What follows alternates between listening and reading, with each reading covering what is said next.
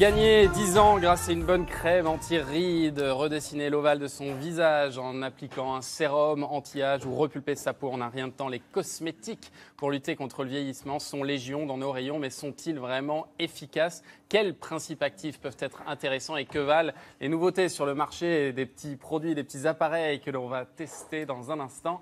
On va en parler de tout ça avec nos invités du jour. N'hésitez pas à leur poser vos questions au 41 555. Nous sommes en direct. Et avec nous aujourd'hui, Fabien Guibal, bonjour. Bonjour. Vous êtes praticien hospitalier au service de dermatologie de l'hôpital Saint-Louis à Paris, vice-président du syndicat national des dermato-vénérologues. Et à vos côtés, une grande habituée de la quotidienne, Victoire Nsondé. Bonjour Victoire. Bonjour. On rappelle que vous êtes journaliste au magazine 60 millions de consommateurs, que vous menez régulièrement des enquêtes comparatives sur les crèmes anti-âge et vous allez nous détailler la dernière de ces enquêtes. Mais d'abord, on va s'intéresser aux machines anti-âge, anti-rides vendues aux particuliers ou utilisées en institut de beauté. Ces drôles d'appareils font de plus en plus d'adeptes. Mais alors, sont-ils la solution miracle? Réponse avec Lola Palmier. À 65 ans, Nicole lutte activement contre les rides. Crème, grimaces et même petits pincements sur le visage. Dernièrement, elle a ajouté une nouvelle étape à sa routine anti-âge, ce drôle d'appareil. J'utilise cet appareil depuis pratiquement un mois, tous les soirs, pendant 3 minutes.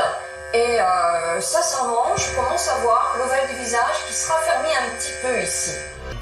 Mais il existe d'autres machines plus complètes pour lutter contre les rides. Dans cet institut, l'ambiance est plutôt bloc opératoire. Je vais travailler avec cet appareil qu'on appelle le pistolet de la beauté, le gun. Mais pas de panique, Carole, 46 ans, ne va pas passer au bistouri. Son esthéticienne utilise des micro-courants électriques. Une technique qui, suivant le type de peau, peut être un peu désagréable, mais pas pour Carole. Là, je sens juste 2 électrodes qui glissent sur la peau. Je sens le passage des sondes, mais rien de désagréable, pas de picotement. Ensuite, l'esthéticienne va utiliser une autre technique basée sur la lumière. On va travailler avec pas moins de 477 LED qui vont permettre d'apporter beaucoup d'énergie à la peau. Carole va passer 10 minutes dans cette ambiance boîte de nuit. À la fin de ce soin d'1 heure, facturé 250 €, elle est ravie du résultat.